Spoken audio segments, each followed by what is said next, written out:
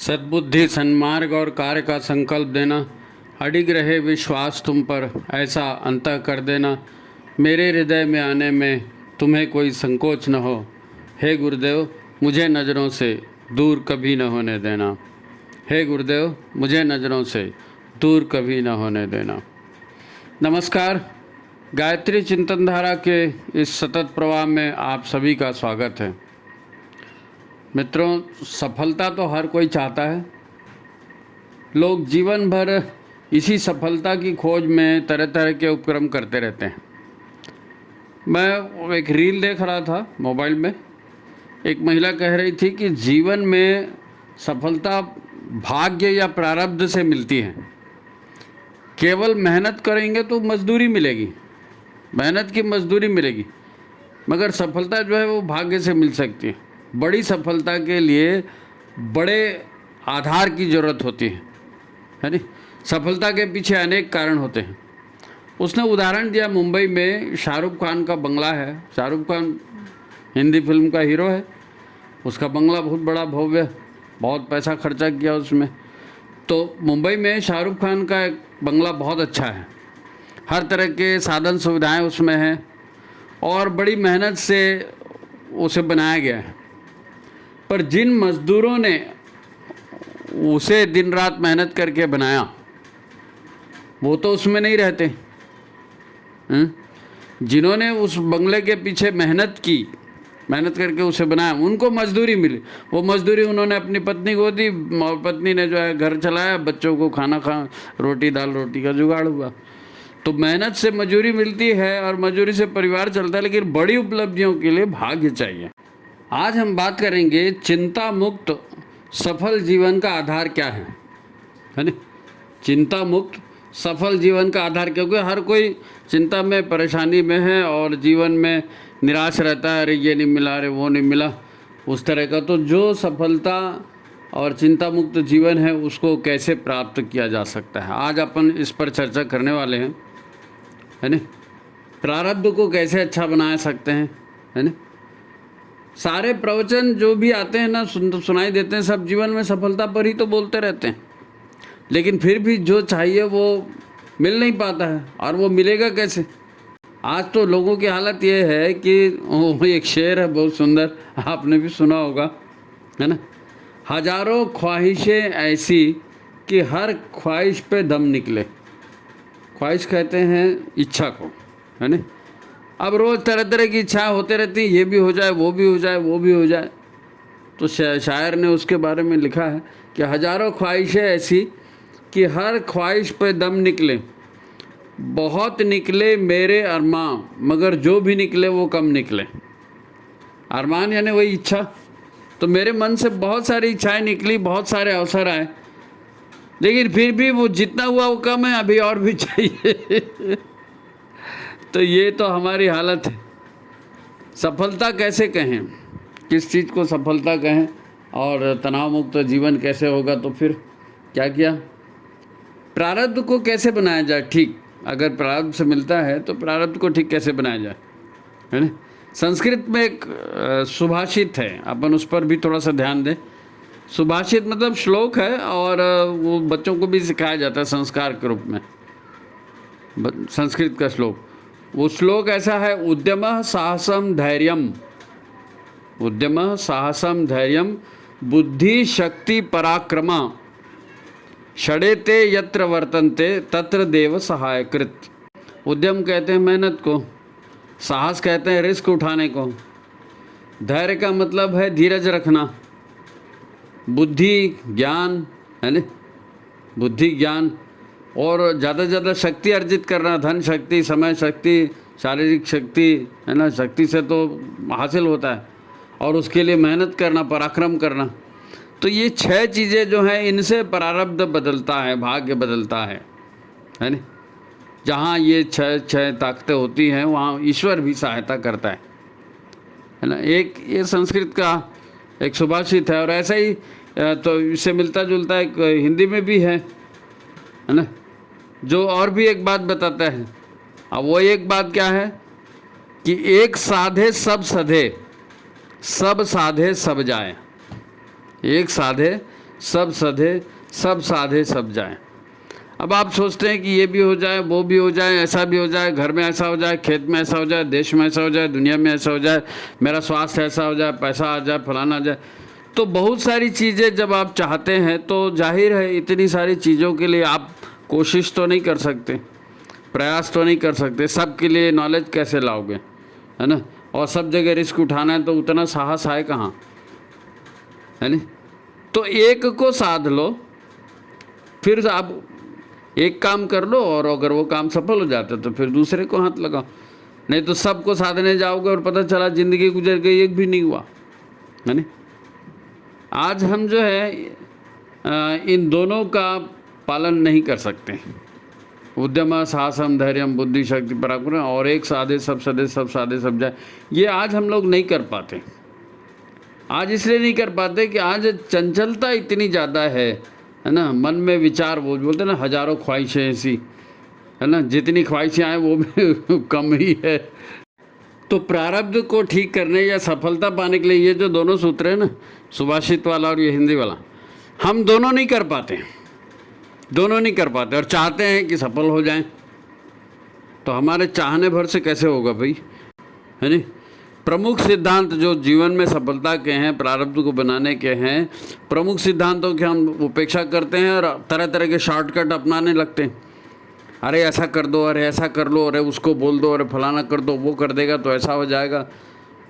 अरे अपने पराक्रम से, बुद्धि शक्ति पराक्रम से अर्जित करना है। हर तरह की इधर उधर शॉर्ट करके डंडी मार के काम करेंगे तो उसका भी तो रिजल्ट आएगा ना।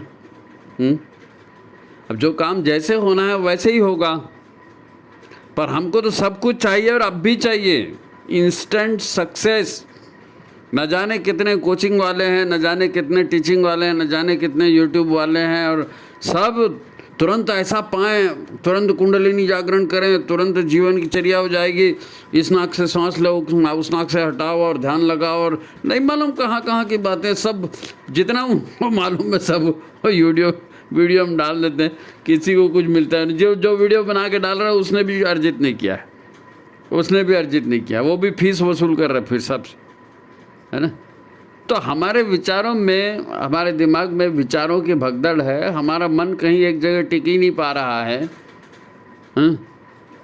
फिर हम इतने सारे टारगेट रखते हैं ना, ये भी चाहिए वो भी चाहिए, तो ऐसे में एक भी काम नहीं होता। अपने एक ही परिवार में 4 लोग रहते हैं, बातचीत नहीं होती, वो अपने ढंग से कर रहा है, वो अपने ढंग से एक ही काम को कर रहे हैं, लेकिन तुम ऐसा क्यों किए, तुम ऐसा क्यों किए, हैं? दिमाग खराब होता है जी, शांति भंग होती है, वो अलग। हमारे न विचार स्पष्ट हैं, न हमारा लक्ष्य एक है, तो फिर कैसे करेंगे, है ना? इसका रास्ता जो है ना, जब उत्तेजना बढ़ रही है, चहल पहल बढ़ रही है, विचार बहुत ज़्यादा आ रहे हैं, तो उनको शांत होना पड़ेगा, शांत होना पड़ेगा, और जो विचार आपको काम का लगता है, जो लक्ष्य आपको काम का लगता है, उस पर स्थिर होना पड़ेगा।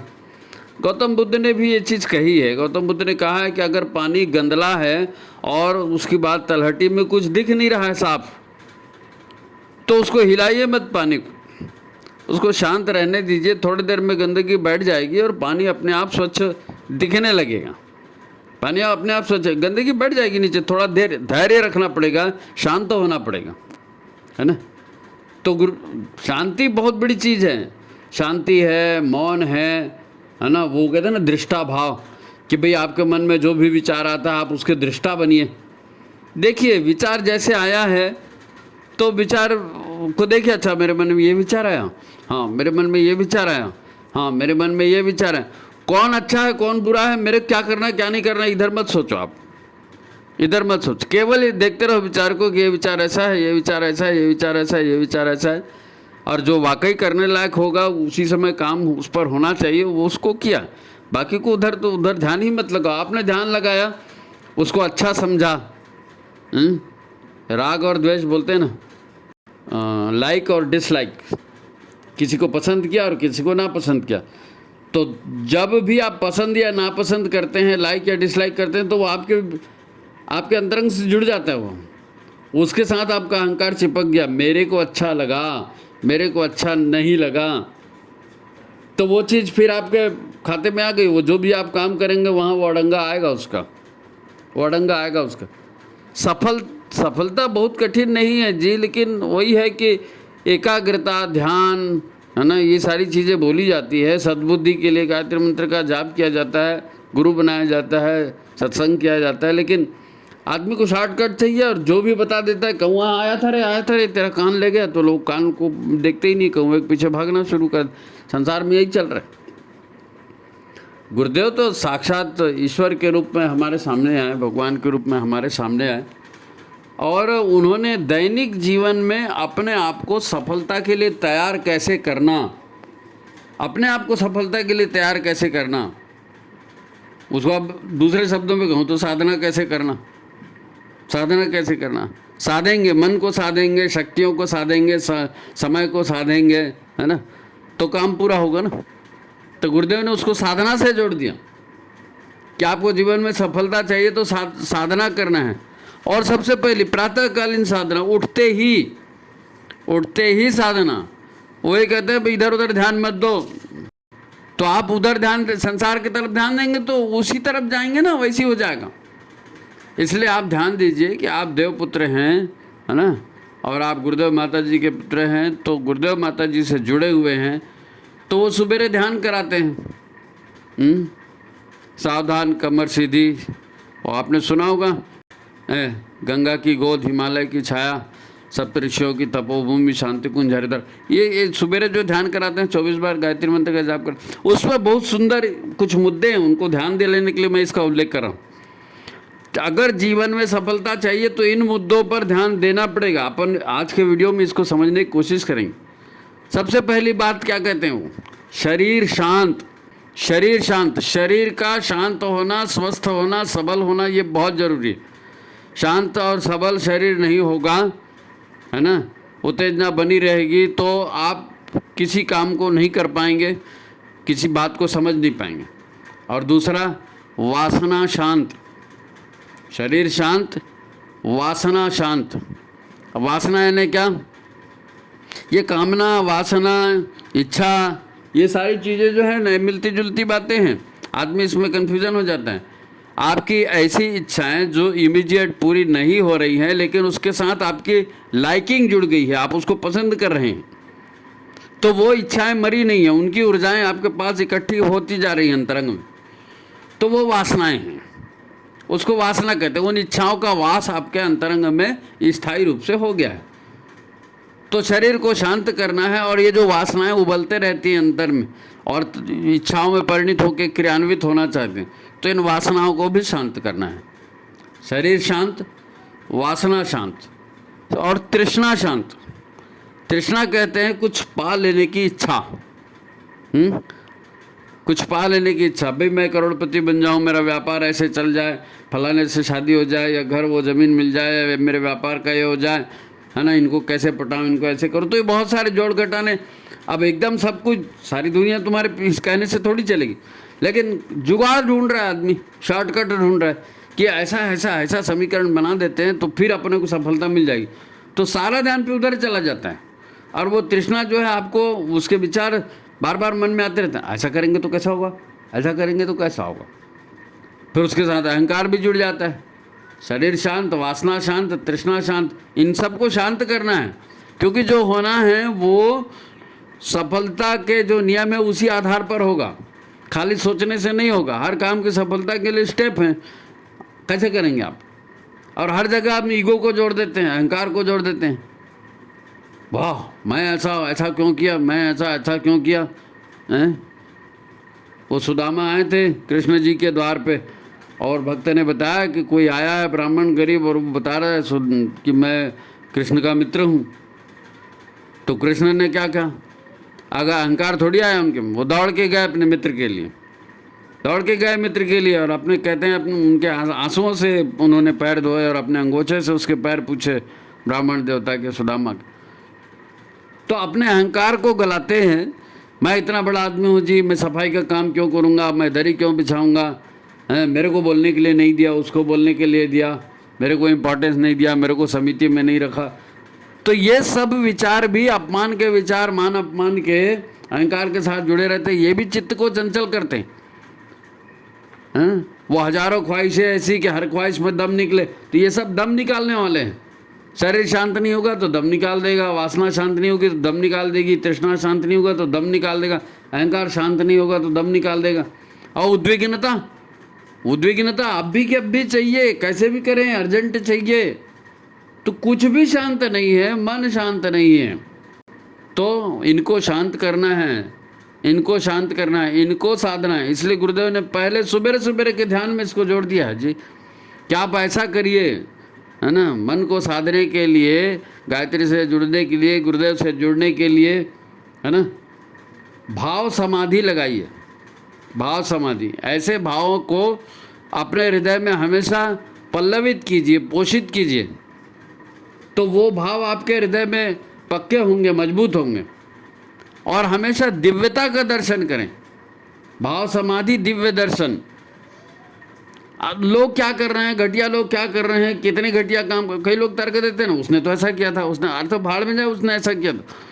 तुमको सफलता चाहिए, तुम्हारे पास जीवन बहुत छोटा सा है भाई, उसको अगर तुमको सफलता लेनी है तो जो प्रकृति के नियम है, जो ईश्वरीय नियम, उस नियम से चलना है, उस नियम से चलना है? अब हम लोग ध्यान करते भी हैं, सब लोग तो नहीं करते, लेकिन कई लोग हैं सुबेरे प्रातःकालीन ध्यान करते हैं, हमको आते हैं, उनके समाचार आते हैं।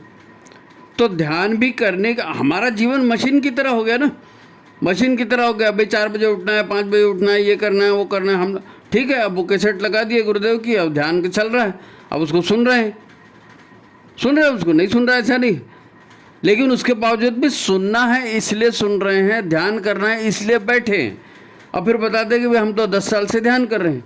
अतः 10 साल से नहीं, 20 साल से, 50 साल से तुम ध्यान करो, वो भीतर उतरा क्या? भाई ध्यान की कैसेट लगा के नियमित बैठ जाना ये अलग बात है। आप बैठते होंगे, बहुत लोग बैठते हैं, मैं उसके लिए मना नहीं कर रहा हूँ, लेकिन ध्यान क्या है, ध्यान क्या प्रक्रिया है?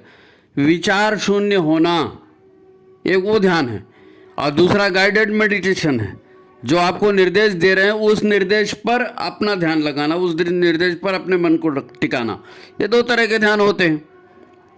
अब आप वहाँ बैठे जरूर हैं, आप उसको सुन भी रहे हैं, हो सकता है आपको एक एक शब्द याद हो, लेकिन ये अपने भीतर स्वयं को करने वाली क्रिया है।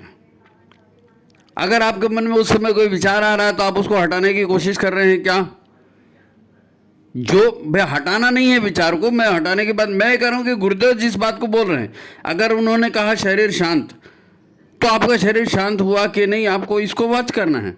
मन शांत तो इस बात को वॉच करना है। अहंकार शांत तो इस बात को वॉच करना है कि मेरे भीतर ये बात उठ रही थी, ऐसा कल हो गया था, ऐसा हो गया, अभी मैं इसको नहीं करूँगा। ये अंदर से अपने आप को बदलने की प्रक्रिया है, क्योंकि ये सारी चीज़ें आपके जीवन में असफलता लाती हैं। सफलता के लिए इनको हटाना जरूरी है और नित्य इसका अभ्यास करना पड़ेगा, इसलिए तो नित्य ध्यान भी कराया जाता है। तो ये इतना आसान नहीं है कि कैसेट लगा दिया और सुन लिया, ये साधना है, अपने आप को साधने की तैयारी। तो उनके लिए जो दुख मुसीबतों से मुक्ति के लिए कुछ भी करने को तैयार है, आज का वीडियो उन्हीं के लिए समर्पित है ना। दुख मुसीबतों से मुक्ति के लिए जो कुछ भी करने को तैयार है, गुरुदेव के निर्देश पर चलने को तैयार है, हमको हमारा काम समझाने का है, हम इस वीडियो में वो काम करेंगे। अगर आपको हमारे वीडियो अच्छे लगते हैं, अभी तक आपको अच्छा लग रहा है, तो आप इसको लाइक करिए, शेयर करिए, ताकि इसको फिर अपन आगे लेकर के चलें। बात को समझने की कोशिश करिए। आज हम जिस वातावरण में जी रहे हैं, जिस हिसाब से हमारे समाज में भौतिकता बढ़ चढ़ कर आ रही है, मशीनों का प्रभाव बढ़ चढ़ कर हो रहा है ना, माया, छल, भुलावा, है ना, इसने आस्था का संकट खड़ा करके रखा है। लोगों को शक होता है, हर बात पे शक होता है? अविश्वास, संदेह, ये सब होते हैं। इसीलिए फिर क्या होता है, लोगों के अंदर में डर आ जाता है। बैंक में डर आता है, ऑनलाइन ट्रांजैक्शन में डर आता है, सड़क में जाते तो डर आता है, कोई चीज़ खाओ पियो तो डर आता है, क्योंकि कुछ भी कहीं भी गड़बड़ हो सकता है ना, तो आदमी भयभीत रहता है और उसे न जाने कितने उपद्रव खड़े होते हैं। और इन सब की शुरुआत जो है ना, शुरुआत अज्ञान से है, शुरुआत कुसंस्कारों से है, शुरुआत जो है अज्ञान कुसंस्कार है, और फिर अनेक विचार हैं, अनेक विचार हैं, वो हम विचार को थोड़ा सा दिमाग में रखते हैं ना तो उसका एक पिक्चर बन जाता है हमारे अंदर में, मन में। और उस पिक्चर को फिर हम सत्य मानने लगते हैं, कहीं ऐसा तो नहीं हो जाए, ऐसा तो नहीं हो जाए, और उसको सत्य मान लेते हैं तो फिर वैसे हो भी जाता है। क्योंकि बार बार अब अगर आप किसी चीज़ को बोलेंगे ना, ऐसा तो नहीं होगा, ऐसा तो नहीं होगा, तो वो दिमाग उसको सही सिद्ध करा देता है, सही सिद्ध करा देता है। और फिर ये टेक्नोलॉजी में भी मैं आपको एक बात बता रहा हूँ, टेक्नोलॉजी की बात आ गई, एक बात आपको बताता हूँ। अपने ये फिल्म लाइन में एक हीरो हैं अक्षय कुमार, तो मैं उनकी प्रेस कॉन्फ्रेंस सुन रहा था, तो कुछ दिनों पहले उन्होंने एक बहुत मार्मिक बात बोली है, इसको हर किसी को समझना पड़ेगा, हर किसी को समझना पड़ेगा। तो वो बात ऐसी थी, अक्षय कुमार प्रेस में बोल रहे थे कि मेरी लड़की वीडियो गेम खेल रही थी। अक्षय कुमार सच्ची घटना बता रहे हैं अपने घर की, कि मेरी लड़की वीडियो गेम खेल रही थी। अब वो वीडियो गेम में खेलते हो क्या है, एक तरफ से वो मोबाइल खेल रहा है, कंप्यूटर खेल रहा है, एक तरफ से लड़की खेल रही है नहीं। तो फिर वीडियो गेम खेलते खेलते अब लड़की ने कोई चाल चली तो उधर से आया वेरी गुड, फिर लड़की ने कोई दूसरी चाल चली तो उधर से आया वाह एक्सीलेंट, फिर लड़की ने कोई चाल चली तो बोला you are very clever, clever shot. अब वो कंप्यूटर के साथ उसकी बातचीत हो रही है, मोबाइल या जो भी जिसमें भी वीडियो गेम देख रही है वहाँ वो वीडियो वाला बोल रहा है और ये इधर इसको अच्छा लग रहा है कि अरे वाह मैंने बहुत अच्छा खेला, अरे वाह मेरी तारीफ हो रही है। इसी बीच में वो कंप्यूटर ने उसको पूछ लिया आप कहाँ रहते हो, तो इतने देर सवाल जवाब हुए, उसको पूछा कहाँ रहते हो तो उसने कह दिया मुंबई रहती हूँ। तो उसने और एक दो सवाल पूछे घर परिवार के बारे में, इसने जवाब दे दिया। अब वहाँ पर ध्यान से सुनिए मैं क्या करूँ, वहाँ उस मोबाइल गेम में मोबाइल से आवाज़ आ रही है, क्या तुम अपनी न्यूड तस्वीर भेज सकते हो, न्यूड माने बिना कपड़ों के। अब वो कंप्यूटर या मोबाइल जो भी जहाँ भी वो खेल रही थी वहाँ भीतर से आवाज़ आ रही है कि क्या तुम अपनी न्यूड तस्वीर मेरे को भेज सकते हो। अब वो लड़की हड़बड़ा गई, उसके यहाँ माहौल अच्छा है, संस्कारी माहौल उसने घर में बना करके रखा है ना। तो लड़की डर गई कि यार ये न्यूड फोटो मांग रहा है, तो उसने फटाफट बंद कर दिया वीडियो गेम को और अपनी माँ के पास गई और अपनी माँ को बताया माँ मैं ऐसा ऐसा वीडियो खेल रही थी और उसमें ऐसा ऐसा आया, वो तो न्यूड तस्वीर मांग रहा है। अरे तो तुम ऐसा खेल मत देखा करो। बात यह है कि कंप्यूटर के द्वारा, मोबाइल के द्वारा, मोबाइल गेम के द्वारा अब हमारे बच्चों को भड़का रहे हैं। अब मान लीजिए वो उस लड़की ने जाके बाथरूम में जाके और बिना कपड़ों का अपनी तस्वीर खींची और उसको भेज दिया, मान लो भेज दिया, कई लोग भेजते भी होंगे क्योंकि उसके साथ प्रलोभन भी रहता है ना, तुमको ये आ जाएगा, तुमको इतना इनाम मिल जाएगा, तुम्हारे को ये हो जाएगा, तो लालच में भुलावे में आकर के करती हैं बच्चे, अब कम उम्र के हैं तो कर देते हैं, फोटो भेज देते। तो फिर क्या होता, उनकी ब्लैकमेलिंग होती, निश्चित ही ब्लैकमेलिंग होती कि तुम ऐसा करो नहीं तो तुम्हारे घर में बता देंगे, तुम ऐसा करो, यहाँ पे आओ, फलाना। तो वीमेंस ट्रैफिकिंग की बात हो, महिलाओं के शोषण की बात हो, बच्चों के भटकने की बात हो, तो ऐसी दुर्घटना कहीं पर भी कुछ भी हो सकती है। मोबाइल के साथ तो हजारों चीज़ें ऐसी जुड़ी हुई हैं कि जिसने केयरफुली मोबाइल को ऑपरेट किया तो ठीक है, नहीं तो आप तो बहक जाओगे उसमें। बड़े बड़े दंगे फसाद और ये वो सब तो मोबाइल के जरिए होता है, क्या नहीं होता मोबाइल के जरिए। वो मोबाइल घर का जो है ना सदस्य बन गया है, जैसे जिसको भी मनपसंद पति बात टाल सकता है, पत्नी बात टाल सकती, बच्चे बात टाल सकते, मोबाइल आपको वही दिखाएगा जो आप देखना चाहते हो। तो एक तरह का माया लोक में जी रहे हैं, वर्चुअल लाइफ में जी रहे हैं, और यहाँ कितना तनाव है और कितनी बुद्धिहीनता की बातें हैं, तर्कहीनता की बातें हैं, और कोई परिश्रम वाली बात नहीं है, कोई परिश्रम वाली बात नहीं है। और मन को तो वो तो परचेजिंग करो, आप विज्ञापन देखो ना कितने आते हैं। अच्छी परचेजिंग क्या है, हजारों स्टोर देखे, ये देखे, वो देखे, नहीं, तुम गूगल पे क्यों नहीं गए, फलाने साइड में चेंज क्यों नहीं किया, वहाँ तो बहुत सारा मिला, ओ कितने क्लेवर हो ये। अरे ये सब हो रहा है तो इनसे क्या हो रहा है। आज जो मनुष्य संदेह की अवस्था में है ना, आस्था संकट बना हुआ है, परिवार में तनाव बना हुआ है, संबंधों में तनाव बना हुआ है ना, हर जगह वादा खिलाफी हो रही है हैं, सत्य न्याय धर्म से लोगों का आचरण हटते जा रहा है तो तनाव तो बढ़ेगा। अब ऐसे हालत में आप सफलता के लिए विश्वास किस पर करोगे? स्थिति तो ऐसी हो गई कि परिवार के सदस्यों पर भी आप विश्वास नहीं कर सकते। वो इसलिए नहीं कर सकते कि आपकी ट्यूनिंग नहीं है ना, आपकी बातचीत ही नहीं होती। घर के सदस्यों से हम बात कहाँ करते हैं? जिसको भी थोड़ा टाइम मिला तो अपना मोबाइल लेके बैठ जाता है, टीवी लेके बैठ जाता है। पहले टीवी आता था, आजकल तो मोबाइल आ गया है। तो हमको आज की परिस्थितियों में इनको गंभीरता से सोचना समझना पड़ेगा। तो ये जो ध्यान हमसे गुरुदेव करा रहे हैं, इस पर काम करना पड़ेगा, इस पर काम करना पड़ेगा, है ना? क्योंकि आज की जो परिस्थितियां हैं, भाई मरते लोग हैं, ये हर तरह से जो है मृत्यु हर तरफ से आ रही है नहीं? भोगों की अधिकता से आ रही है, कोई जल के मर रहा है, कोई उत्तेजना में एक दूसरे को मारपीट कर रहा है, कोई सुसाइड कर रहा है, लेकिन किसी के पास कुछ है ही नहीं। सर्वे बता रहा है कि भारत में हर 40 मिनट में 18 साल से कम उम्र का एक बच्चा सुसाइड कर रहा है, आत्महत्या कर रहा है। हर 40 मिनट में एक 18 से कम माइनर बच्चा आत्महत्या कर रहा है। परिवार में बच्चों की ठीक देखभाल नहीं हो रही है, होगी कैसे? हर व्यक्ति मानसिक रूप से अपने आप को अकेला ही पाता है, किसी के पास किसी के लिए समय ही नहीं है। भाई भावनाओं की अभिव्यक्ति करना, भावनाओं को समझना, मरहम पट्टी करना, दिलासा दिलाना, ये सारी चीज़ें जीवन के लिए जरूरी है। अब ये सब होता नहीं और हजारों ख्वाहिशें होती हैं, कितनी ख्वाहिशें पूरी करोगे जी आप?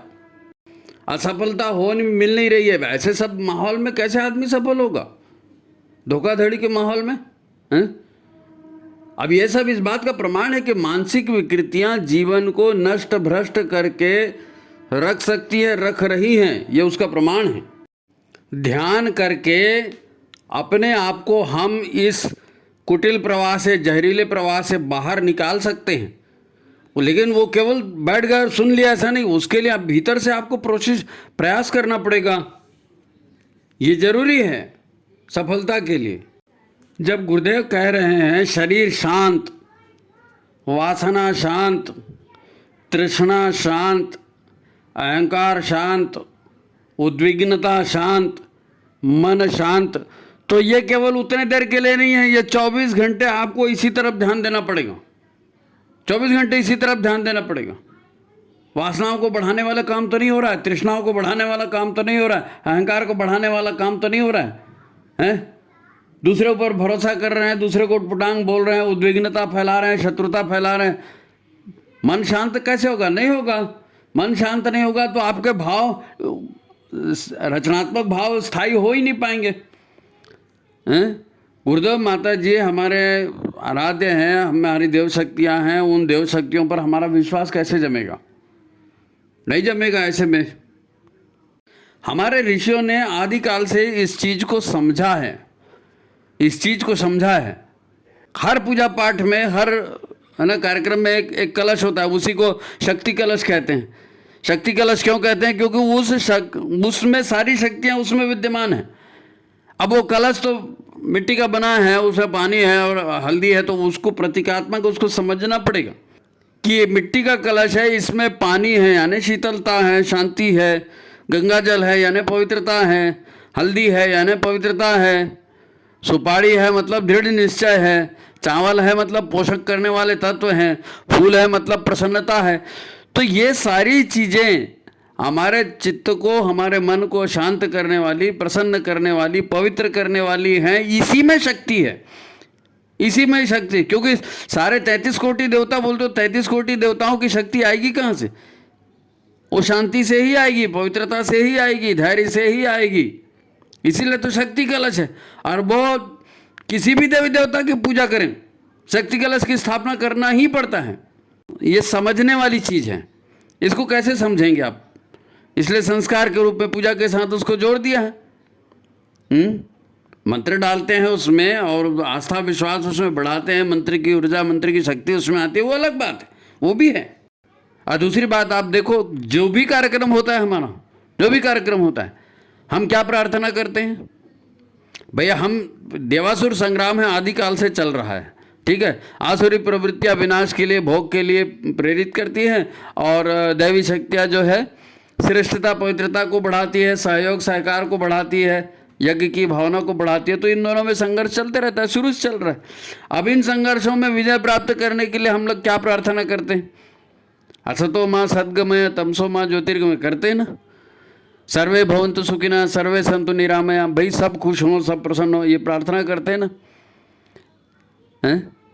ये कैसे कैसे होता है? ये हम प्रार्थना करते हैं, द्यौः शांति, अंतरिक्ष शांति, पृथ्वी शांति, आपः शांति, औषधयः शांति, वनस्पतयः शांति, विश्वे देवाः शांति, ब्रह्म शांति, सर्व शांति।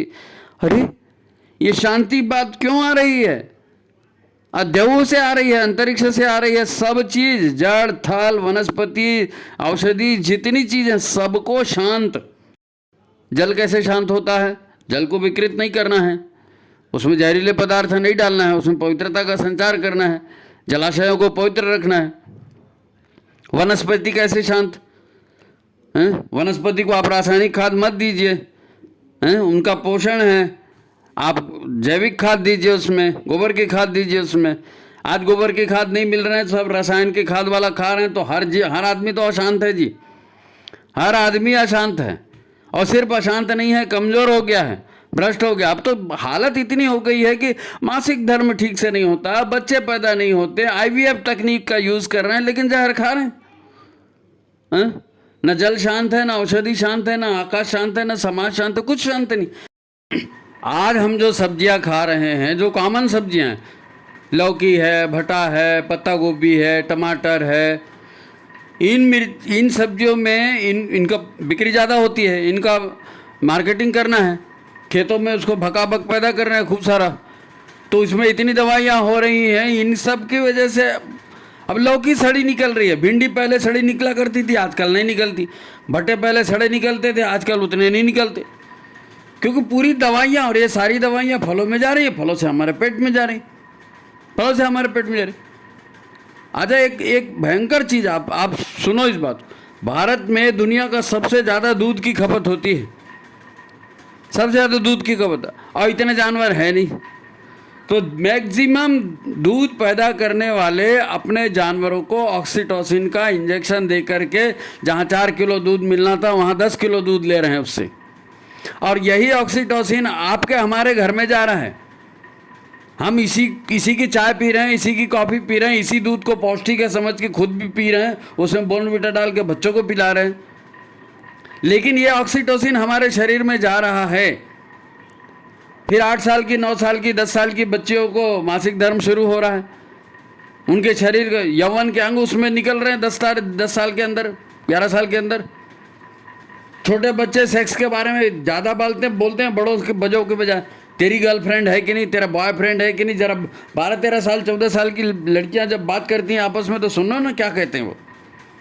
ये सब जो वनस्पतियों को, पशुओं को दे रहे हैं, ये घुमा फिरा के हमारे ऊपर आ रहा है। इन्हीं की तो शांति की बात कर रहे हैं।